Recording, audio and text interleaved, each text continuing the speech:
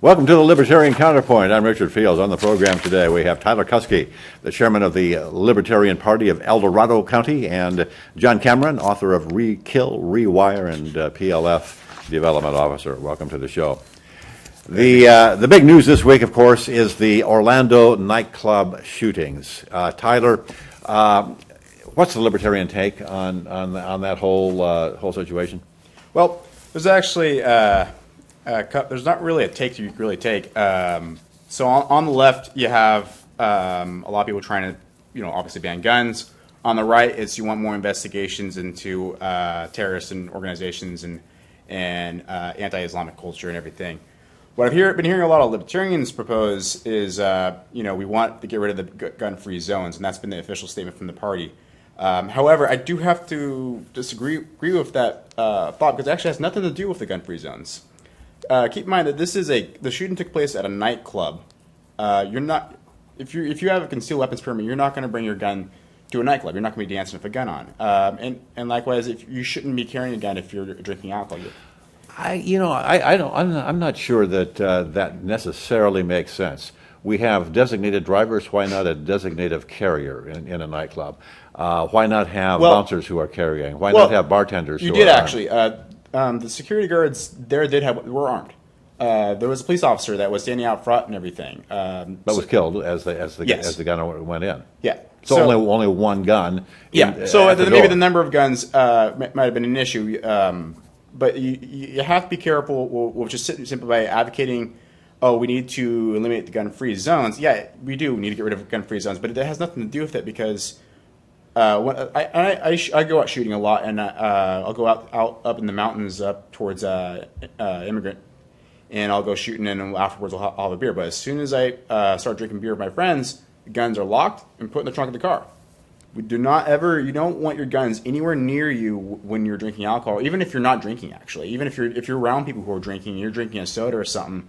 Because if you're at a nightclub, it's very easy to accidentally get your drink mixed up. All of a sudden you've been drinking, but you have a weapon on you. You don't want that. You don't necessarily want weapons around alcohol. And that's the only exception. And so then a lot of people will say, well, if you can't do that, and then maybe we need to get rid of guns. So now here's the thing. Nowhere in the world are guns completely illegal. Even in Japan, which has some of the strictest gun laws in the world, you can obtain weapons legally. North Korea is the only country that actually ever officially make it so it's impossible to get a weapon. Still has an estimated number of 130,000 gun owners in North Korea. Official gun owners because they're part of the military? No, because up until 2009, it was legal to own a gun in North Korea. Okay, so in other words, really concealed from the government. Yes. Okay. So there's nowhere in the world where you can get rid of guns. And this is somebody who with 3D manufacturing, you can make guns in your garage. And it doesn't have to be that way, because this is somebody who had gone through the police academy, who had gotten a carrying permit, who'd gotten a armed guard permit. This is somebody who can probably go to Japan, go through the same hoops there if you were born in Japan, one that had the same intentions. Now keep in mind, in Japan, the common murder weapon is actually a sword, because that's been more part of their culture. And swords are illegal over there. They have the same class as a firearm. Now, he can easily obtain the same weapons almost in any country because of the hoops that he actually went through.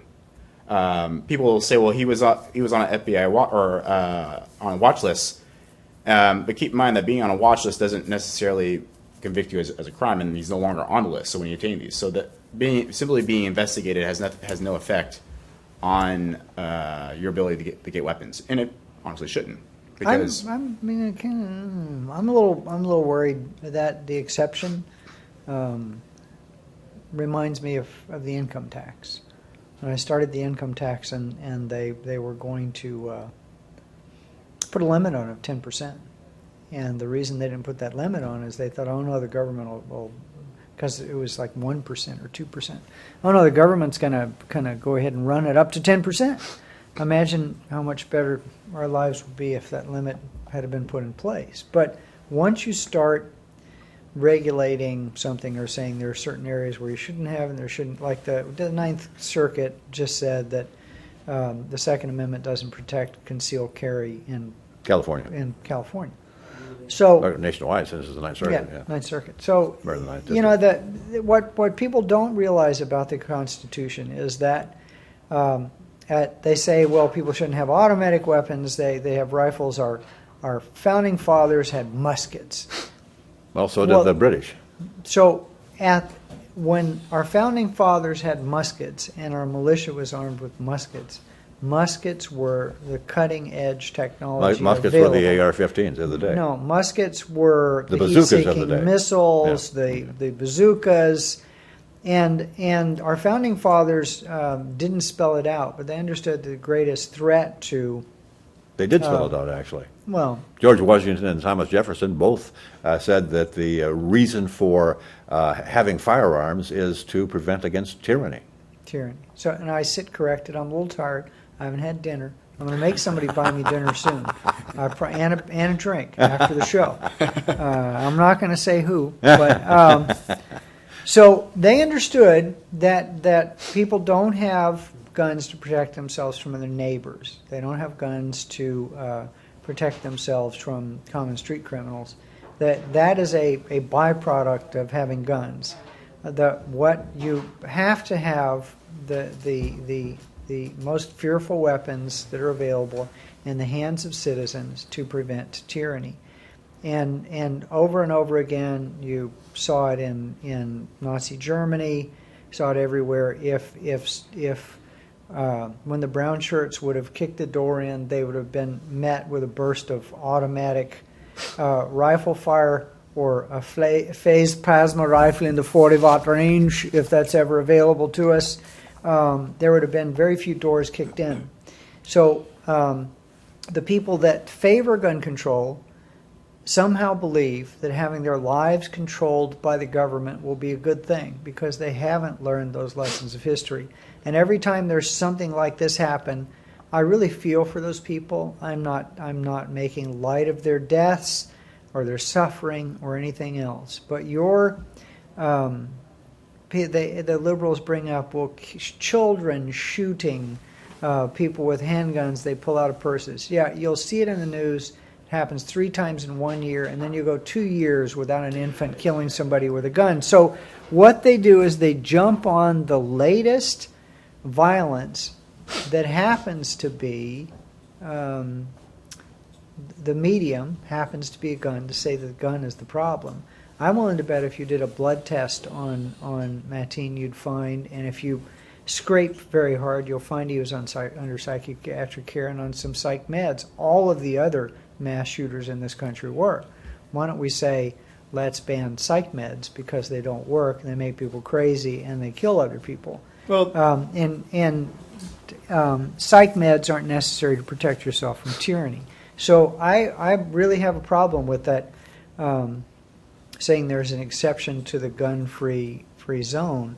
And I will say, we have drunk driving laws in this country that I think are wrong because until you get in a wreck, you are not technically committing a crime. But if you do something stupid under the influence of alcohol, it's not an accident, it's murder. And that's the protection. And so saying that, there shouldn't be guns in nightclubs, there shouldn't be guns in churches, there shouldn't be guns in schools. To clarify, I wasn't necessarily advocating the government should have involvement. I was talking more, this is a private business. And I saw this, I forget, it was one of the mid-states. It was a local business that said, we stand for the Second Amendment, but if you're carrying a firearm into our restaurant, we will not serve you alcohol. You can only order food. Here's the thing. Yeah, I have no problem with them saying get the to government. any Yeah, customer, get the government out I of won't the. serve you green beans. Yeah, get It's the their government. right to do that. Get the government Right. out of making any distinction at all on firearms. Allow airlines that want to have all of their customers, allow firearms on the airplane. I'd feel a lot safer on a concealed permit carry airline than I would on one that's not, considering the efficiency of Homeland Let me Security. ask you a question real quick. What? ATS doing the screening? or somebody else? Well, certainly with ATS. I would feel safer with, carrying. Let the nightclub make a decision. If you want to come into our nightclub, that's fine. We're not going to serve you alcohol. If you want to come in and we'll buy the alcohol for you, that's the nightclub's decision. I'm guessing they won't get very many customers if that's their policy, as they should not. But the least that a nightclub could do is allow its bartenders and its bouncers and a few of its people just wandering around in the club just to make sure that there aren't any bar fights. Let them be armed, and as I said, have a designated concealed carry person. Allow that to happen. It's a nightclub policy. It's a airline policy. It's a policy of the private business, wherever that private business might be. This is being called the largest mass shooting in American history. It's not. Waco was the largest mass shooting. Well, actually, no. Wounded Knee was the largest mass shooting in recent history. Well, both of those were government shootings. Yeah, clarify, from what I've been reading, it's known as the largest mass shooting by a single shooter in America. Now, if you go to, say, South Korea, which again has just as almost equal gun laws as North Korea, their gun laws are that you can't get a gun over there. One of their biggest shooting was about 50 dead, and it was from a police officer. Yeah, and here's the thing: we have the lowest murder rate in 56 years, I think it is, in the United States. 51, something like that. 50 plus. Over 50.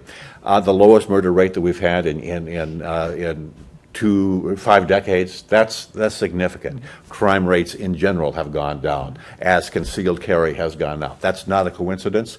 If you want to look at a country that has really, really low murder rates due to firearms, look at Switzerland, where every Swiss able-bodied man, I'm not sure about women, but I know men, all able-bodied Swiss men are required to carry not a semi-automatic weapon, but a fully automatic weapon, a real automatic weapon, and be trained on every them. once in a while, one of them will go crazy and shoot somebody. Right, but it doesn't happen very often, and if it does happen, they're going to get shot back at real quick like. I do have a point of information. I do have to point out, women are also able to buy guns, but are they required?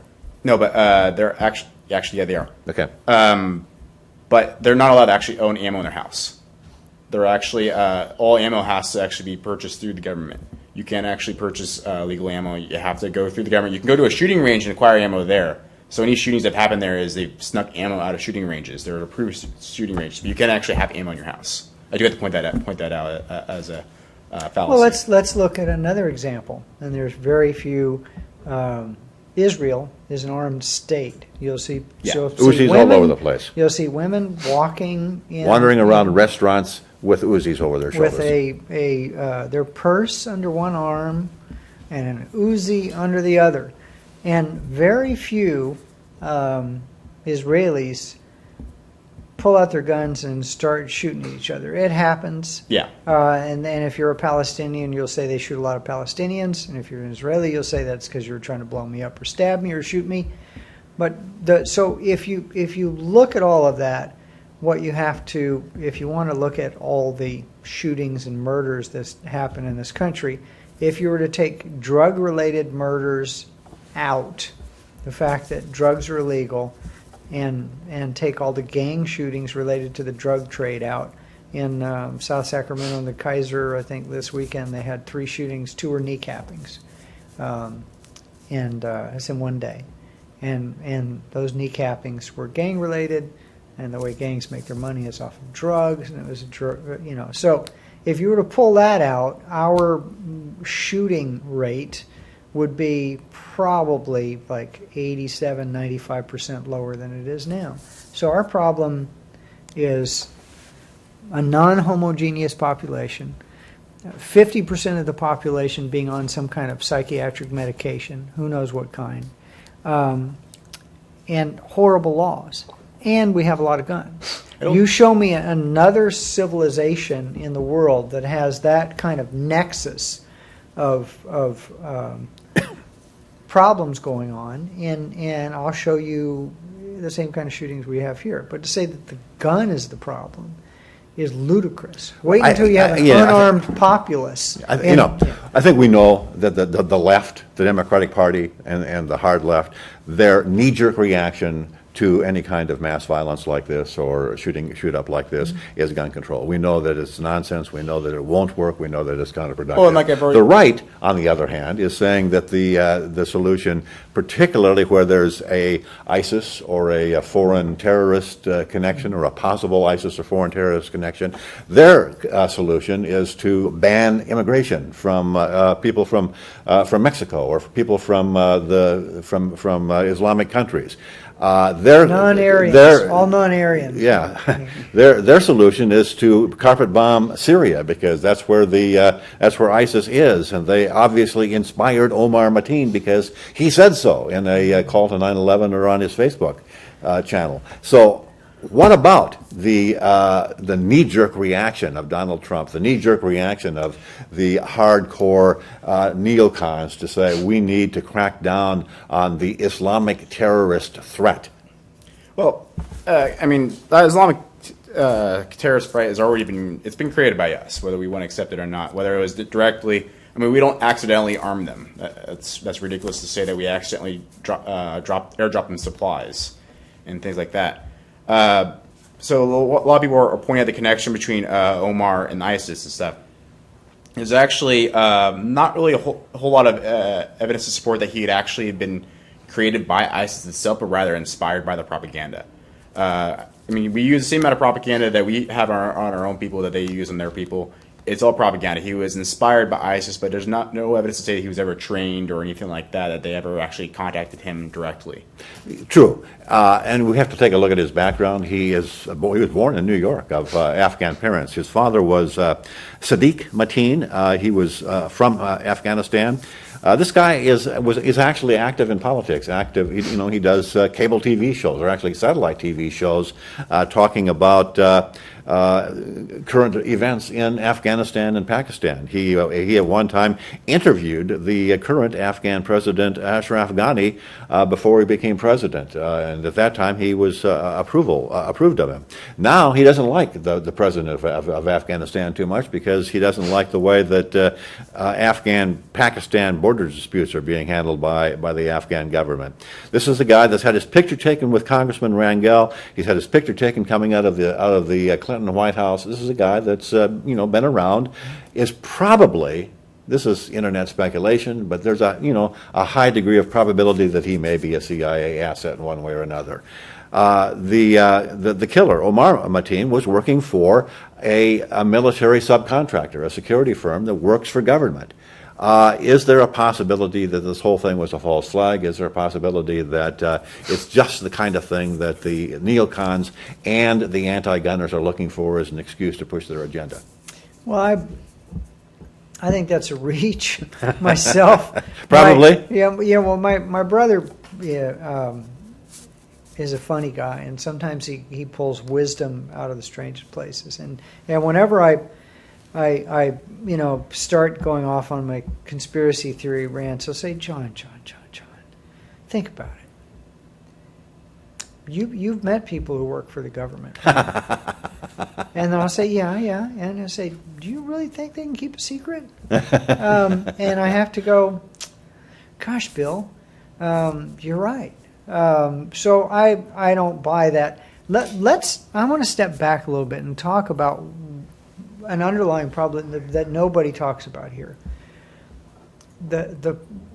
And people say, well, the Muslim religion is not a violent religion, but any religion that preaches an afterlife and preaches that you can, and I'm not saying that the Quran does, but certain mullahs do, that you can sit on the right hand of God by basically committing suicide in the process of killing others for Allah. Killing the infidel. That's a problem. And I'm not saying legislate the problem, because we know what happens when you try to legislate religion. It flourishes and grows and catches on fire. But the underlying problem that people won't talk about is the faith-based part of not the terrorist-based part of these, because they're firmly convinced when they strap explosives to their body and blow people up that they're going to heaven.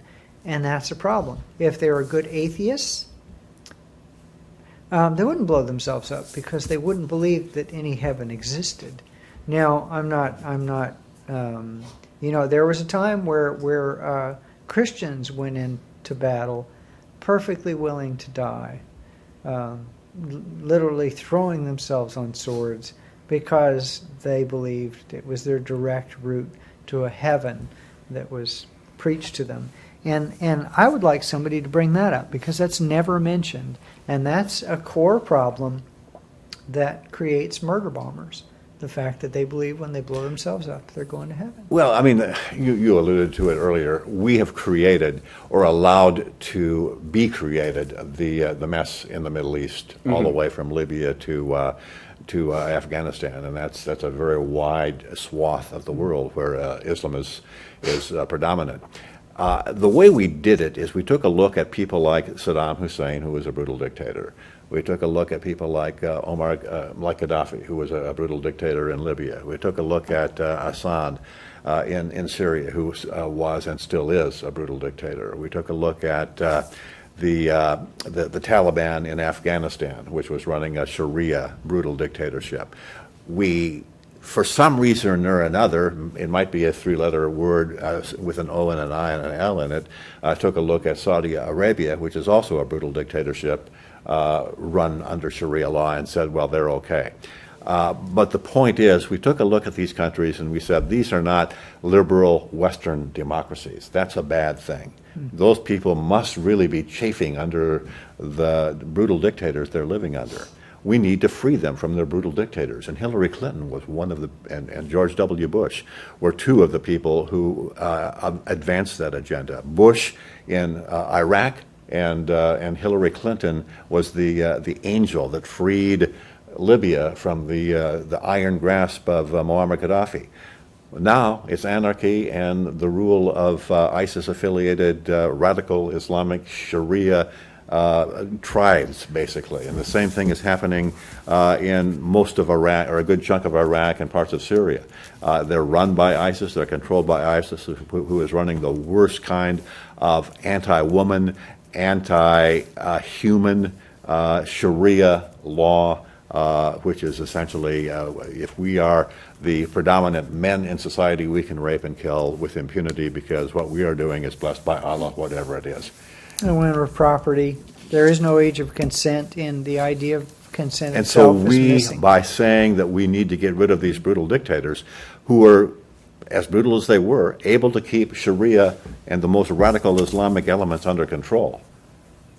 We got rid of them, those radical Islamic Sharia Islamists. They took control, and I think it's worse now in Libya. I think it's worse now in Syria. I think it's worse now in Iraq than it was before we decided to enable the Arab Spring. And I think that's proven by the refugee flow from Africa and the Middle East to Europe, and also to the U.S. Can I just take a poll here?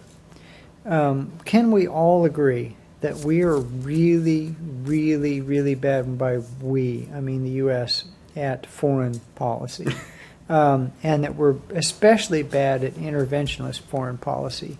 And every time we intervene, we pick a side, we get gung-ho behind it, and we support them for a while, and then we go, ooh, bad, and then we leave, and we create this power vacuum, and we've supported the wrong guys in the wrong place for the wrong reason. And so what happens is we're even more hated, and we have even more blood on our hands, and then we wonder why people, and I'm not saying it's justified, but you could certainly self-justify that running an airplane into the Twin Towers was payback for hundreds of thousands of Muslim dead. Here's the thing. Especially when you could see U.S. airplanes bombing a village to try to get at 3 or 4 bad guys and killing 50 or 60 innocent civilians. And every time we use one of these drones, did Obama ever come out and do what he said he was going to do? He said he was going to report on the number of what do you call the casualties that are Collateral damage. Collateral damage. He was Yeah. going to report on collateral damage, and the numbers I saw thrown around before he started talking about reporting was that it's like 10-1. Every time we get one of these so-called bad guys, we kill 10 innocents. Yeah, who knows? So no wonder Well, the government's people only good- hate us. No wonder people hate us. The government's only good at doing Here's two things. the thing: killing people and taxing them. Yep, taking their money. Here's No, the, wasting money. here's the thing about the United States. Up until World War II, arguably World War I, the United States was an isolationist country. The United States was protected by two moats, the Atlantic Ocean and the Pacific Ocean. We still are, aren't we? They haven't moved those oceans, have they? Not yet. We did not get ourselves involved in the myriad wars in Europe or in Asia or anywhere else in the world. Mm-hmm. We minded our own business. We prospered. We traded with everybody. We followed the dictum of Jefferson and Washington. We said, trade with everybody, have entangling alliances with none. That was Washington's farewell address. We remembered those dictums, we remembered that advice, and we followed it up until World War I, between World War I and World War II. Wilson got us off track. Roosevelt took us completely off track. We won the Cold War, and once we won the Cold War, we had no enemies. We literally had no enemies. The Soviet Union Except ourselves. The Soviet Union was no longer an enemy. Everybody else loved us. Literally, we were the most popular people in the world in the 1950s, 1960s. After Reagan ended the Cold War, we were the most popular. What was the defense industry to do but come up with some new enemies? And that's why we're in the Middle East. That's the cynic's view. And on foreign policy, I'm a cynic, and I think we're out of time. So, are we out of time? Not quite. Okay. Got one more thing that I want to mention. CNN will be holding a town hall broadcast on the 22nd of June. It'll be at 6 p.m. It's going to feature Gary Johnson and Bill Weld. And so this is big news. CNN holding a town hall broadcast for an hour or two with Gary Johnson and Bill Weld. Viewing parties are being organized in Oakland, in Sacramento, in Pasadena, and in El Dorado. So be sure to check with your local Libertarian Party honchos. They'll be able to point you in the right direction, get you to the right location to watch Gary Johnson and Bill Weld hold forth in a town hall setting. And I'm guessing that they'll be taking phone calls from the audience. Isn't that what they usually do? Or certainly from the audience. Gosh, I hope so. Certainly from the audience and probably from the viewing audience. Do you think as Hillary well. will try to interrupt this one? That's interesting. Hillary did call in on one. Well, if anybody in El Dorado wants to find out, go to edclp.org. And you'll be able to tell them where the rest of them are as well. That's the show. We'll see you again next week, same time, same place on the Libertarian Counterpoint, and we really appreciate the fact that you watch us, whether it's on YouTube, at streaming live on the web at accesssacramento.org at 8 p.m. Thursday, noon Friday, and 4 a.m. Saturday, or on cable channels all over the place. Thank you. See you again next week.